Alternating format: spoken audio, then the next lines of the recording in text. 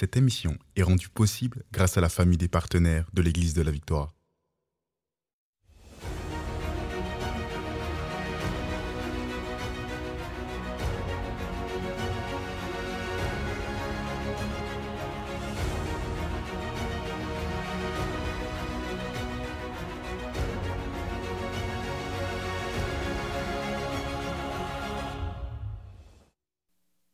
Bonjour tout le monde et bienvenue à cette émission glorieuse Parole de foi où nous allons dans la parole de Dieu pour découvrir les vérités qui concernent la foi. Aujourd'hui, on répond à la question, en fait, comment relâcher ma foi? C'est un sujet vraiment important dans le cadre de la série Les mécanismes de la foi, l'engrenage de la foi où on peut avancer avec Dieu. Donc, ce qu'on veut faire aujourd'hui, on veut vraiment découvrir comment maintenant, puisque j'ai appris plusieurs choses sur la foi, j'ai découvert ce qu'est la foi, j'ai découvert d'où vient la foi. Aujourd'hui, je veux savoir comment relâcher ma foi. J'ai aussi découvert une chose très importante, ce n'est pas en priant pour la foi que je vais en avoir, c'est à force d'entendre la parole de foi qu'elle va augmenter dans ma vie. Et je comprends aussi que la foi de Dieu a été investie en moi, cette mesure de foi, ce don de foi, et cette foi, elle va grandir, elle ira de gloire en gloire si je choisis d'investir du temps à m'exposer à la parole de Dieu. C'est ma décision. Et aujourd'hui, vous avez pris la bonne décision. Vous vous exposez en ce moment à la parole de Dieu et forcément, votre foi va augmenter. Mais ce qu'on va faire au tout début maintenant, on va prier afin qu'on puisse vraiment recevoir cette parole vraiment dans un bon terrain, qu'on soit bien disposé et que cette semence de la parole puisse porter beaucoup de fruits dans nos cœurs. Père éternel, on vient devant toi, Seigneur. On veut juste te remercier, Seigneur, pour cette famille spirituelle que nous avons dans les nations. Tous les frères et les sœurs qui sont connectés à cette émission, qui est en fait une étude biblique. Merci, Seigneur Dieu, pour cette famille. Merci pour ta présence. Merci pour ta parole que nous accueillons avec foi. Alléluia. On déclare aujourd'hui que nous serons transformés par le renouvellement de notre intelligence et nous allons discerner ce qui est ta volonté parfaite pour nos vies, ce qui est bon, agréable et parfait. Et ça, je déclare maintenant que toutes nos pensées sont captives à l'obéissance de Christ. Nous recevons cette parole et nous grandissons dans le nom de Jésus. Amen et Amen. Alléluia. Gloire à Dieu. Encore une fois, bienvenue à l'émission Parole de foi. Aujourd'hui, on va répondre à la question « Comment relâcher ma foi ?» Bien, on va retourner dans Romains 10, verset 17. Romains chapitre 10 au verset 17. Le texte nous dit « Ainsi la foi vient, la foi vient, la foi vient de ce qu'on entend et ce qu'on entend vient de la parole de Christ. » Christ nous parle d'onction, donc la foi vient de ce qu'on entend et ce qu'on entend vient de la parole de Christ. Jésus est cette parole. Jean 1.1, au commencement était la parole et la parole était avec Dieu et la parole était Dieu. Au verset 14 de Jean 1, la parole s'est fait chair, elle a habité parmi nous. Donc, on parle de Jésus-Christ qui s'est incarné. Donc, la foi vient de ce qu'on entend et ce qu'on entend vient de la parole, de cette parole d'onction de Jésus-Christ. Amen. Donc, on doit comprendre, avant de relâcher notre foi, nous devons premièrement connaître la source.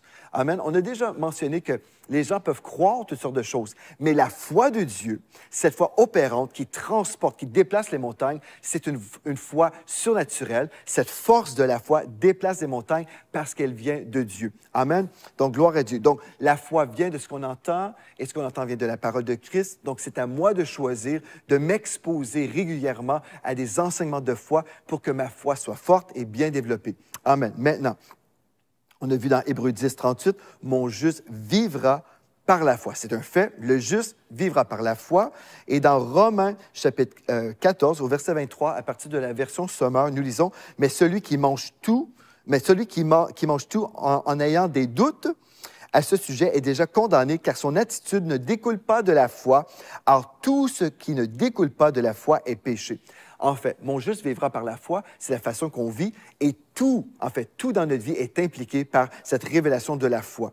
Ce texte, je veux juste relire. Or, tout ce qui ne découle pas de la foi est péché. Pourquoi? Parce qu'on devrait toujours être en train de répondre à l'appel de Dieu. On doit être des gens connectés au ciel, connectés à notre esprit, là où habite le Saint-Esprit. Nous sommes le temple du Saint-Esprit. Et comme j'avance dans la vie chrétienne, j'avance pas simplement d'une façon humaine, charnelle, où je fais ce que je veux.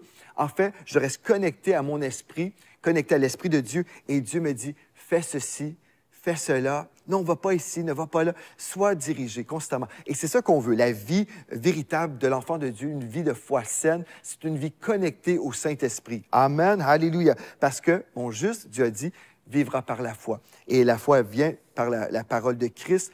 Donc, je dois discerner d'où vient la foi. La foi vient de Jésus-Christ. Et une fois que je comprends ça, je peux relâcher cette force spirituelle qui va ensuite déplacer des montagnes. Mais la première chose, en parlant de cette source, la source de la foi, je veux vraiment vous aider à comprendre ceci. On va aller dans Hébreux 12, au premier verset, en parlant de la source de la foi. Et juste pour vous illustrer comment ça peut être tellement pratique. La foi, elle est vraiment pratique. Quand je vous dis que Dieu va vous diriger, le texte que je vous ai mentionné, Romains 14, verset 23, « Mais celui qui mange tout en ayant des doutes à ce sujet est déjà condamné. » En fait, ce texte nous parle de nourriture. Okay? Donc, l'objectif, c'est que tout ce qu'on fait devrait être par conviction. On devrait savoir que Dieu nous appelle à faire telle ou telle chose ou ne pas faire telle ou telle chose. Et dans mon cas, par exemple, en ce qui concerne l'alcool, j'étais dans une province anglophone pendant un temps, en Alberta, qui est vraiment à l'autre bout du pays du Canada. Ça prend environ 4h30 d'avion pour s'y rendre ou 4 jours en voiture. C'est vraiment très, très loin. Le Canada, c'est l'un des plus grands pays au monde sur le plan géographique. Donc, quand Dieu nous a dit d'aller à l'autre bout du pays, c'était vraiment un très grand changement pour nous. Mais aussi, culturellement, c'était différent parce que ici, au Québec, là où j'habite, dans l'Est du Canada, bien ici, nous sommes dans une province francophone où les gens parlent français. Il y a aussi cette culture européenne qui peut être là par rapport à l'alcool. Et quand je me suis retrouvé en Alberta, dans un milieu totalement anglophone, j'ai posé la question à mon pasteur à l'époque, qui était le fondateur de l'antenne de télévision Miracle Channel. Je lui ai dit, c'est quoi ta position concernant l'alcool? Et puis il m'a dit, un leader, surtout un leader chrétien, ne devrait vraiment pas toucher à l'alcool. Et j'ai prié. J'ai dit, Seigneur, moi, je ne veux pas simplement faire ce que les hommes me disent. Je veux que tu me parles personnellement. Montre-moi, qu'est-ce que tu veux pour ma vie? Donc, ce n'était pas pour quelqu'un d'autre, c'était pour moi, là, pour ma vie. Et ce qui s'est produit, cette nuit-là, j'ai dormi et puis je me suis réveillé ayant eu un songe de la part de Dieu. Et dans ce songe, j'ai vu une coupe de vin et dans cette coupe, elle venait vers moi et j'ai entendu clairement, c'est ta dernière coupe et je me suis réveillé. Je le savais. À partir de ce moment-là, je savais que je ne toucherais plus jamais à l'alcool. Même si je n'avais jamais été ivre de toute ma vie, je n'avais jamais été saoul, je n'avais jamais fait d'abus, mais Dieu me disait, toi, tu vas t'abstenir de l'alcool toute ta vie. Donc, je n'ai jamais retouché à une coupe de vin comme ça, jamais. Pourquoi? Parce que Dieu m'avait dit, c'était terminé. Donc, aujourd'hui, si je ne bois pas d'alcool, ce n'est pas par légalisme, par une obligation, parce que quelqu'un m'a dit de ne pas boire d'alcool. C'est parce que Dieu m'a dit de ne pas boire d'alcool pour ma vie. Amen. Donc, c'est ça. Dieu veut nous diriger dans tous les détails. C'est ça que le texte nous dit dans Romains 14, verset 23. Maintenant, si on revient à l'importance de considérer la source de la foi, j'aimerais vous dire, comme j'ai déjà mentionné, la foi vient de la parole de Dieu, mais précisément, Jésus-Christ est cette parole. Jésus-Christ est ce oint. Jésus est oint. Christ nous parle d'onction. Maintenant, vous êtes prêts? On est allé dans nos Bibles, vous êtes allés chercher vos stylos, votre calepin pour prendre en note les versets. Hébreux 12 au premier verset. Écoutez bien ceci. On va lire de 1 à 3. Nous donc aussi, puisque nous sommes environnés d'une si grande nuée de témoins, donc ici on parle des frères et des sœurs qui sont déjà montés au ciel, OK? On ne meurt jamais quand nous sommes sauvés, nous déménageons d'endroit de la terre au ciel. Donc ici le texte nous parle d'une si grande nuée de témoins. Rejetons tout fardeau et le péché qui nous enveloppe si facilement et courons avec persévérance dans la carrière qui nous est ouverte. Au verset 2, comment faire pour courir dans la foi, avancer dans la vie chrétienne? Ayant les regards sur Jésus, ayant les regards sur Jésus, ayant les regards sur Jésus, le chef et le consommateur de la foi. Wow! On va prendre le temps, on a vraiment besoin de comprendre ceci en ce qui concerne la foi et les mécanismes de la foi. Jésus est notre source de foi. Jésus est le chef et le consommateur de la foi. Mais qu'est-ce que ça veut dire? On va voir ça ensemble. OK. Donc, Jésus est le chef, le consommateur de la foi, qui, en vue de la joie qui lui était réservée, a souffert la croix. Au verset 3, « Considérez, en effet, considérez Jésus-Christ, là, on parle du chef, du consommateur de la foi. Considérez, en effet, celui qui a supporté contre sa personne une telle opposition de la part des pécheurs, afin que vous ne vous laissiez pas point l'âme découragée. OK. C'est beaucoup de choses, je sais. Peut-être que vous êtes là et vous dites, je ne comprends rien, Pasteur Joël. OK, on va prendre le temps, on va y aller doucement, lentement. Est-ce que vous êtes prêts? Vous êtes bien réveillés? Si vous êtes sur YouTube, écrivez dans le chat. Amen, amen, je suis réveillé. Nous sommes ensemble. Alléluia. OK, donc, ayant les regards sur Jésus. Vous comprenez ça? Ayant les regards sur Jésus, le chef et le consommateur de la foi. OK. Premièrement, considérez, qu'on voit au verset 3 de Hébreux 12, considérez dans la définition en grec, ça veut dire penser ou réfléchir. Donc, on va penser, on va réfléchir à celui qui est notre source. OK? Donc, on va penser à Jésus-Christ, le chef. Qu'est-ce que ça veut dire, le mot chef? Bien, c'est assez facile, vous savez sûrement, bien, le chef, celui qui est notre leader, mais c'est un prince ou un auteur. Un auteur, celui qui a créé, l'auteur. OK? Un auteur, un pionnier, un modèle. Mais ici, on parle vraiment l'auteur de la foi, celui qui est à l'origine de la foi. Maintenant, le consommateur. Qu'est-ce que ça veut dire? Le consommateur de la foi. Jésus est notre chef, il est l'auteur de ma foi, il est le consommateur de ma foi. En anglais, on retrouve le mot finisher. Finisher, en grec, en fait, c'est celui qui achève, qui perfectionne la foi. Celui qui achève et qui perfectionne, qui va polir la foi. Le mot finisher en anglais, on peut dire polish en anglais. En français, on va polir. C'est comme si vous venez de terminer un meuble. Admettons, vous êtes un charpentier et je ne sais pas, vous avez fait un menuisier, vous avez fait un meuble et puis là, vous prenez le papier sablé et là, vous allez finir, vous allez polir, vous allez rendre ce meuble beau. Amen. Donc, vous allez terminer, vous allez finir, finisher, vous allez finir ou bien polir ce meuble pour qu'il soit beau, vraiment excellent. Donc, Jésus est celui qui achève ou qui perfectionne notre foi. Quelqu'un, en fait, le consommateur, est aussi celui qui a élevé sa foi à la perfection dans sa propre personne. Il est ainsi le meilleur exemple de foi. Wow, OK. Donc, c'est beaucoup de choses à voir. Mais quand on parle de la foi, nous devons savoir que Jésus-Christ, la parole de Dieu, est celui qui perfectionne ma foi. Il est ma source, il est mon chef. Alléluia. Il prend ma foi, il perfectionne ma foi jusqu'à temps que cette foi soit totalement parfaite. Il a élevé sa propre foi à la perfection. Et vous savez, il y a plusieurs chrétiens qui ont élevé l'épreuve en soi. Ils se disent, bien, si nous sommes éprouvés, notre foi va être... Nous allons devenir patients. Si je suis éprouvé, je vais devenir patient. Et on pourrait prendre le temps aujourd'hui, mais on ne prendra pas le temps aujourd'hui. Ce n'est pas une étude sur l'épreuve, mais je veux juste ouvrir cette parenthèse pour vous aider à comprendre ceci. En fait, la Bible nous dit dans Jacques que c'est l'épreuve de la foi qui nous rend endurants ou qui nous rend patients. C'est l'épreuve, pas juste l'épreuve en soi, mais l'épreuve de la foi qui nous rend patients. Pourquoi? Gloire à Dieu. Parce qu'en fait, si je demeure dans la parole de Dieu, je demeure persévérant dans la parole, et même s'il peut y avoir des vents contraires, je continue de croire la parole de Dieu, c'est là où je deviens de plus en plus persévérant ou endurant. Voyez-vous, je suis solide, établi dans la foi. Alléluia! Et c'est ça que Dieu nous offre en Jésus-Christ. Donc, ce texte-là, gloire à Dieu, au verset 2, ayant les regards sur Jésus, le chef et le consommateur de la foi, ou celui qui la porte à la perfection, ou celui qui rend notre foi parfaite. Et là, au verset 3, considérez en effet considérez Jésus-Christ, en fait. Considérez Jésus. Entendez, la foi vient de ce qu'on entend, donc j'entends la parole, et ensuite je considère l'auteur de ma foi. Pourquoi? Parce que je dois croire que Jésus est à l'œuvre dans ma vie.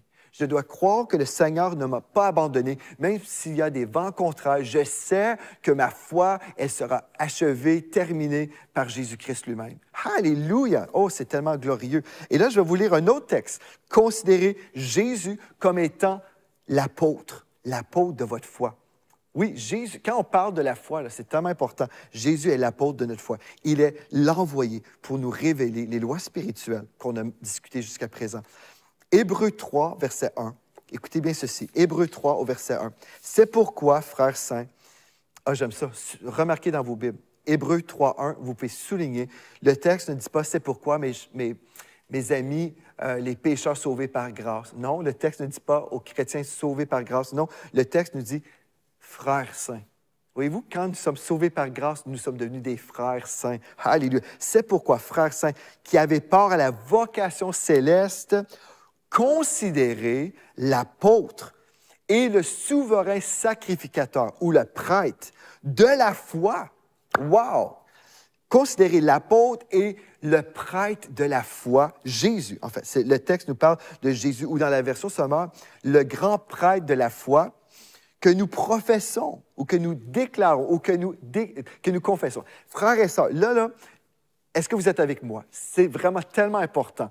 On comprend que Jésus est la source, mais maintenant, ce texte, Hébreux 3.1, nous donne vraiment une révélation extraordinaire.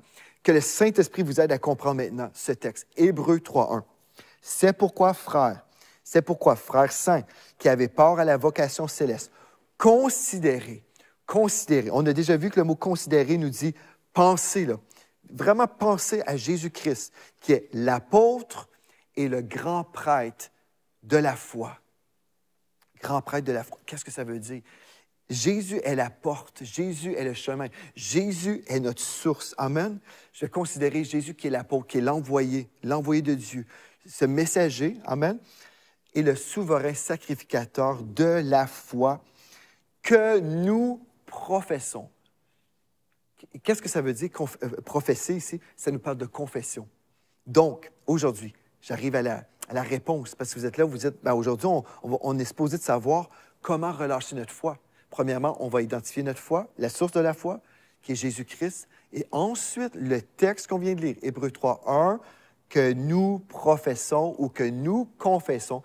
La loi de la foi, frères et sœurs, la loi de la foi, elle est opérante par la confession de la parole de Dieu. La loi de la foi s'opère à partir de la confession de la parole de Dieu. Écrivez ça, c'est tellement important. Si vous voulez que votre foi fonctionne, votre foi va fonctionner à partir de la confession de votre bouche, la profession. Quand on parle de confession, je sais que dans le monde chrétien, on s'imagine toujours, OK, je vais raconter mes histoires à quelqu'un, je vais raconter mes péchés à quelqu'un. Oui, on peut faire ça. Oui, on peut confesser des péchés, mais le mot confession ne se limite pas du tout au péché. Confesser, c'est de déclarer quelque chose. C'est de professer quelque chose.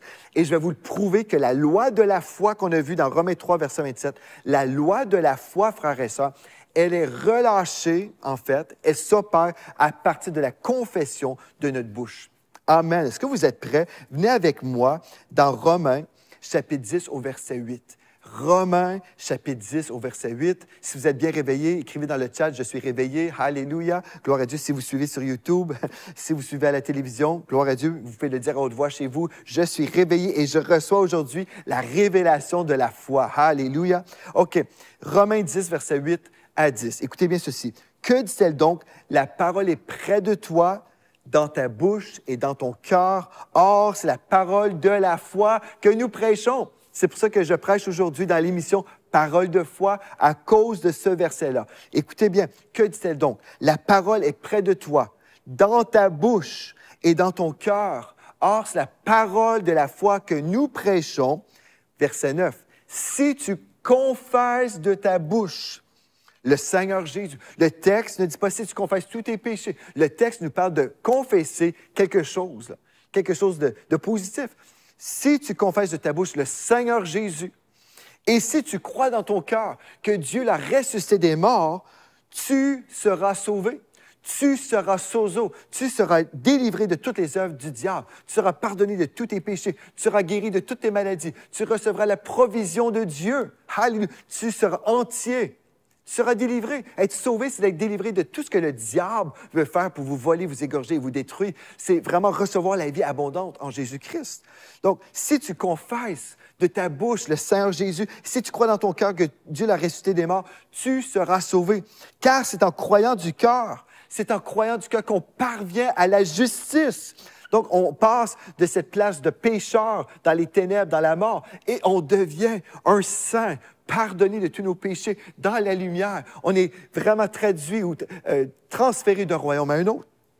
car c'est en confessant du cœur qu'on parvient à la justice et c'est en confessant de la bouche qu'on parvient au salut, on parvient à la délivrance. Alléluia! Frères et sœurs, il y a des gens qui disent, la confession, ce n'est pas important. Ce n'est pas important de confesser, ce n'est pas important de déclarer la parole de Dieu. Ce n'est pas vraiment important. Il y a plusieurs personnes qui disent, ce n'est pas important. En fait, Dieu connaît notre cœur. Dieu connaît mon cœur et puis moi, je peux parler comme je veux, je peux dire ce que je veux, il n'y a pas de souci. Dieu connaît mon cœur. Frères et sœurs, Dieu connaît votre cœur. C'est vrai, Dieu connaît votre cœur, mais le diable entend aussi ce que vous dites. Et la Bible nous dit, en fait, la loi de la foi nous dit, selon Romains 3, verset 27, cette loi de la foi qui existe, cette foi, elle est opérante par Jésus-Christ, qui est l'auteur de notre foi. Amen. Jésus-Christ qui est l'auteur, le chef, notre leader, notre chef, le consommateur, celui qui termine, qui achève à la perfection notre foi. Et comment? C'est lorsque je professe la parole, comme on a vu, et le mot profession nous parle de confession, qu'on vient de lire dans Romains chapitre 10, 8 à 10. Si, frères et sœurs, ce n'est pas important de déclarer la parole, bien, ce n'est pas important d'être sauvé. C'est ça que le texte, en fait, nous dit ici. Si ce n'est pas important de confesser la parole de Dieu, à ce moment-là, comment faire pour être sauvé? La Bible nous dit, pour être sauvé, je dois confesser ma foi en Jésus-Christ. C'est ça que si tu confesses de ta bouche le Seigneur Jésus, et si tu crois dans ton cœur que Dieu l'a ressuscité des morts, tu seras sauvé. Alléluia. Donc, c'est tellement important. Et maintenant, j'aimerais ça revenir sur un texte qu'on n'a pas lu aujourd'hui, mais qu'on doit lire en rapport à cette confession de la foi dans Marc 11, versets 23 et 24. Marc 11, versets 23 et 24. Le texte nous dit, « Je vous le dis en vérité, si quelqu'un dit à cette montagne, ôte-toi de là et jette-toi dans la mer, et s'il ne doute point en son cœur, mais croit que ce qu'il dit arrive, il le verra s'accomplir. C'est pourquoi je vous dis, tout ce que vous demanderez en priant, croyez que vous l'avez reçu et vous le verrez s'accomplir. » Frères et sœurs, comme on vous parle aujourd'hui, comment relâcher notre foi? Bien, on doit premièrement saisir la foi par la foi. On doit prendre cette foi-là, amen, en discernant la source. La source est Jésus-Christ. Il est cette source de foi. Il est l'apôtre de notre foi. Il a été chargé avec ce ministère de finir ou embellir ou rendre parfait votre foi. Wow! Mais là, pour fonctionner, pour coopérer avec Jésus-Christ, qui est l'apôtre de la foi, dans cette série sur l'engrenage de la foi, ce que j'ai besoin de faire, je dois m'accorder avec ce que Dieu a dit dans sa parole. Mon langage doit s'aligner avec le langage de Dieu. Et je peux continuer et dire, ah, ben moi, je peux dire ce que je veux, et puis ce n'est pas important, ce que je dis, ce n'est pas important. Plusieurs personnes vont dire ça, que ce n'est pas important.